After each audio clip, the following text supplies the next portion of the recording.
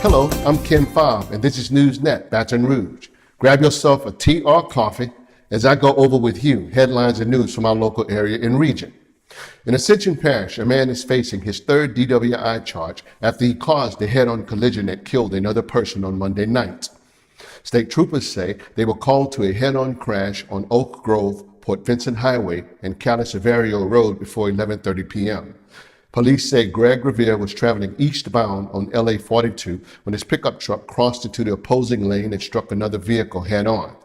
The driver of the other vehicle, who was killed after suffering fatal injuries, has been identified as 40-year-old Daniel Cox. Mr. Revere and a female passenger in the truck was taken to the hospital with minor to moderate injuries. Investigators suspect Mr. Revere of being impaired at the time of the crash, but toxicology samples were taken from both of the drivers. Mr. Revere was booked on charges of third offense DWI, which is a felony, vehicular homicide, vehicular negligent injury, and several other traffic violations. In local education news, a special workshop has been held to discuss attendance zone changes in East Baton Rouge Parish school system. In changes that were proposed, Broadmoor Middle School will be closed and attendance zones would be adjusted to reassign those students to Brookstown, Capitol Park Forest, and Southeast Middle Schools. Broadmoor Middle will be renovated and ready to reopen in the fall of 2021. According to the plan, Broadmoor Middle currently has 377 students, which is only about 41% of the school's capacity, which is why the majority of those students would be transferred to Brookstown Capitol Middle School. And it has been proposed that almost 100 students be transferred out of Capitol Middle School. There are also plans to close North Banks Middle School because of the low enrollment of only 136 students, or in other words, only about 36% of that school's capacity.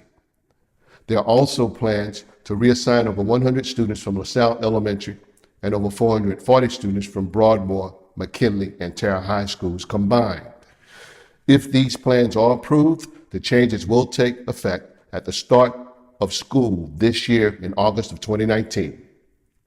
In crime news, sadly, a teenage victim who was shot near a barbershop in the 3900 block of Gus Young Avenue back on February the 13th has died. The shooting took place just after 4 p.m. near the intersection of North 40th Street. The victim, 16-year-old Derek Smith, was transported to a local hospital in critical condition on February the 13th, but was ultimately pronounced dead on February the 16th. There was no information as to what led to the shooting or who was doing the shooting, but the young man was shot multiple times while riding his bicycle. No suspect or motive have been discovered so far, so police are asking anyone with information to call the Violent Crimes Unit at 389-4869 or Crime Stoppers at 344-7867.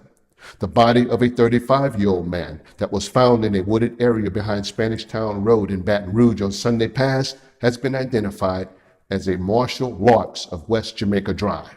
Sergeant Don Capola of the Baton Rouge Police Department reports that Mr. Larks had been shot multiple times and that they have no suspects or motive. So again, please call the Violent Crimes Unit at 389-4869 or Crime Stoppers at 344-7867.